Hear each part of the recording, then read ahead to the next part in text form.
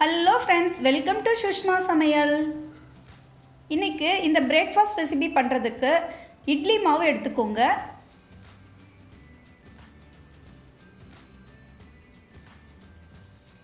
இன்றைக்கி 3 கப் அளவுக்கு இட்லி மாவு எடுத்திருக்கோம். இப்போ ஒரு பேனில் 2 டேபிள் ஸ்பூன் நல்லெண்ணெயை சூடாக்கிக்கலாம். இதில் 2 டேபிள் ஸ்பூன் அளவுக்கு கடலைப்பருப்பு சேர்த்துக்கலாம். இது பொன்னிறமானதும் 1/4 டீஸ்பூன் சீரகம், கொஞ்சமாக கருவேப்பிலை, 1/4 டீஸ்பூன் பெருங்காயம், ஒரு வெங்காயம்,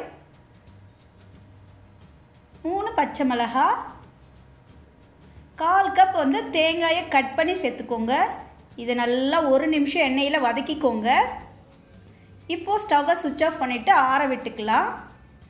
நம்ம ஆற வச்ச வெங்காயத்தை இந்த இட்லி மாவோடு சேர்த்துக்கோங்க. கூடவே நல்லா கைப்பிடி அளவுக்கு மல்லி இலை சேர்த்துக்கோங்க. கொஞ்சமாக உப்பு சேர்த்துக்கோங்க. நல்லா மிக்ஸ் பண்ணிக்கோங்க. இப்போது ஒரு பணியாரக்கல் வச்சுட்டோம். இதில் எல்லா குழியிலையும் கொஞ்சமாக எண்ணெய் விட்டுக்கோங்க. எண்ணெய் சூடானதும் நம்ம கரைச்சி வச்சுருக்க மாவை கொஞ்சம் கொஞ்சமாக ஊற்றிக்கோங்க.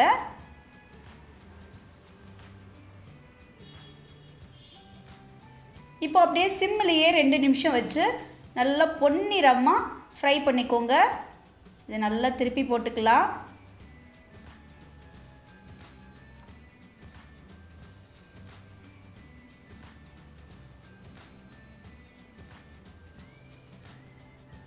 இப்போது சிம்லேயே 2 நிமிஷம் வச்சுக்கோங்க.